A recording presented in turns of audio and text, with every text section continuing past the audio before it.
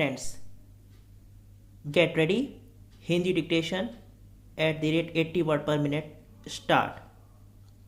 Lockdown के एक माह बाद संक्रमण परीक्षण की गति तेज किए जाने की तैयारी के साथ ऐसे आंकड़े कोरोना वायरस से उपजी महामारी कोविड-19 के खिलाफ जारी जंग में जीत की उम्मीद जगाते हैं कि बीते 14 दिनों में देश के करीब 80 जिलों में संक्रमण का कोई नया मामला नहीं मिला। इसके बावजूद चैन की सांस नहीं ली जा सकती, क्योंकि देश के कुछ हिस्सों में कोरोना मरीजों की संख्या में वृद्धि चिंता का कारण बनी हुई है।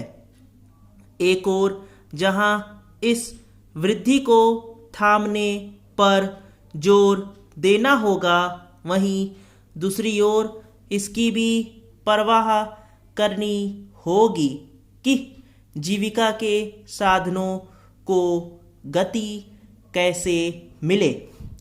केंद्र सरकार को इस पर तुरंत गौर करना होगा कि संक्रमण से अछूते इलाकों में कुछ शर्तों के साथ कारोबारी गतिविधियां शुरू करने की जो छूट दी गई, उसका कोई खास लाभ क्यों नहीं मिल रहा।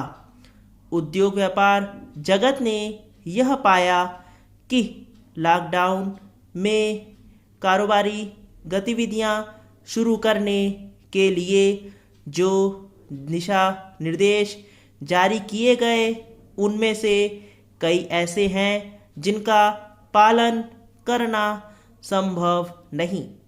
यह ठीक है कि गृह मंत्रालय ने उस दिशा निर्देश को लेकर स्पष्टीकरण जारी कर दिया, जिसके तहत कहा गया था कि किसी कारोबारी परिसर में कोरोना का संक्रमण पाए जाने पर उसके मालिक के खिलाफ कार्रवाई होगी। लेकिन लगता नहीं कि इससे बात बनने वाली है। स्पष्टीकरण के अनुसार कार्रवाई उसी दशा में होगी जब यह पाया जाएगा कि लापरवाही बरती गई। आखिर इसका निर्धारण कैसे होगा कि कहीं कोई कोरोना संक्रमण किसकी लापरवाही से फैला? यह मानना सही नहीं होगा कि कोई संक्रमित व्यक्ति जानबूझकर काम करने जाएगा। भूल और लापरवाही में फर्क किए जाने के साथ यह भी देखा जाना चाहिए कि कोरोना वायरस से फैल रही महामारी ऐसी है कि कोई भी उसकी चपेट में आ सकता है। यह ठीक नहीं कि उद्योग व्यापार जगत के समक्ष यह भी स्पष्ट नहीं कि किस इलाके में किन कारोबारी गतिविधियों की अनुमति है।